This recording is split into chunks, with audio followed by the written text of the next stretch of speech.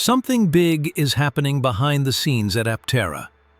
And today we finally have the clearest signal yet that their approach to manufacturing is shifting in a major way. The ripple effects from this decision could reshape how fast the company reaches production, and whether their ultra-efficient EV becomes reality sooner than expected. So let's break down what's really changing, why it matters, and how Aptera's latest moves reveal a deeper strategic shift that almost no one saw coming. To start, the stock has been holding steady around the $8 mark. What's interesting is the stability itself. Many expected a slow decline before any upward momentum returned. But instead, the price has flattened out, even in the absence of major catalysts. Low trading volume suggests the market is simply waiting, watching, because the next set of manufacturing updates is what will actually determine Aptera's future.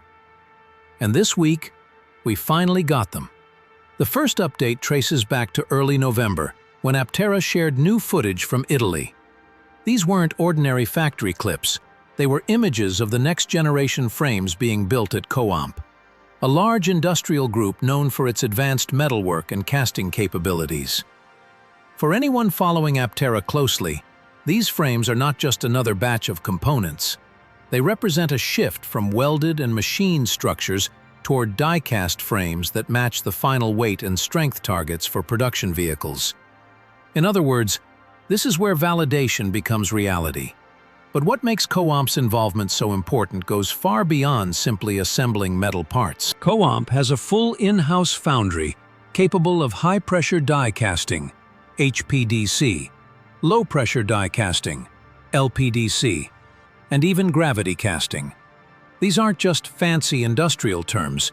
They determine everything from the size of the components to their structural integrity, cost, and long-term durability. High-pressure die casting is extremely fast and efficient, and it's ideal for smaller, simpler parts that can be produced quickly.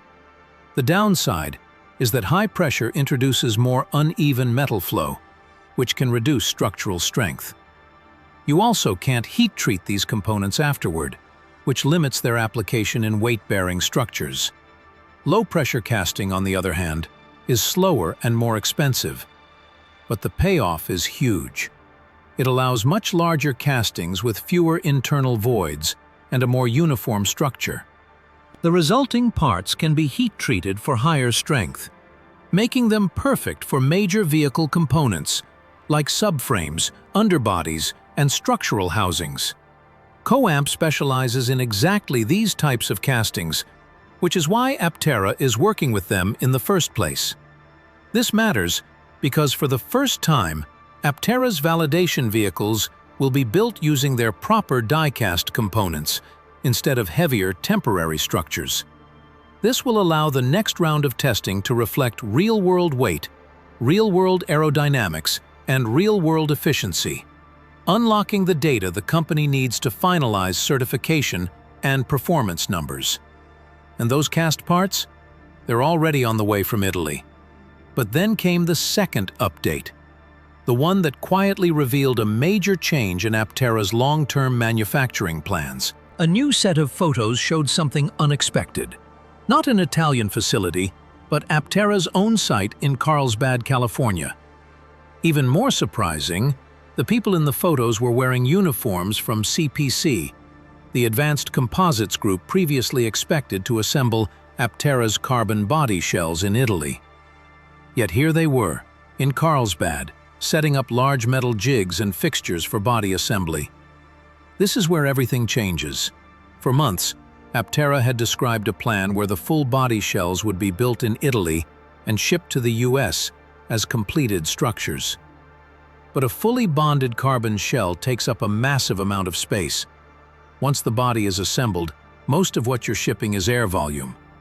You can only fit a handful into a standard shipping container, making the process slow, logistically inefficient, and extremely expensive. But what these new images showed was a completely different approach, and a much smarter one. Instead of shipping fully assembled bodies, Aptera is now receiving the composite parts unassembled. Those components can be stacked, nested, and packed far more efficiently, allowing far more bodies per container. And once the parts arrive, the assembly is now happening on US soil. To make sure everything is done correctly, CPC sent trained technicians directly from Italy to Carlsbad. These are the same specialists who build high-end composite bodies for some of the most advanced vehicles in the world. Their job now is to teach Aptera's team how to operate the jigs, bond the structures, align surfaces, and complete the assembly process with the precision needed for a lightweight solar EV. The jig itself is a complex metal framework with adjustable levers and clamps designed to hold each part under pressure while the structural adhesive cures. Seeing it on Aptera's floor confirms something meaningful. Assembly expertise is being transferred directly to the US. And it's not just a few parts. A closer look shows 9 full sets of body panels staged and ready. Unassembled, those 9 bodies could fit into a single shipping container. If they had been pre-assembled overseas, you might only fit 4 or 5. The cost difference is massive. And just as importantly, it gives Aptera direct control over one of the most critical parts of the manufacturing process. This shift means much more is happening domestically than previously expected. Along with body assembly, Aptera is preparing to handle battery pack integration and solar panel manufacturing in Carlsbad as well. The pallet stacks surrounding the workspace hint at a hustle of activity.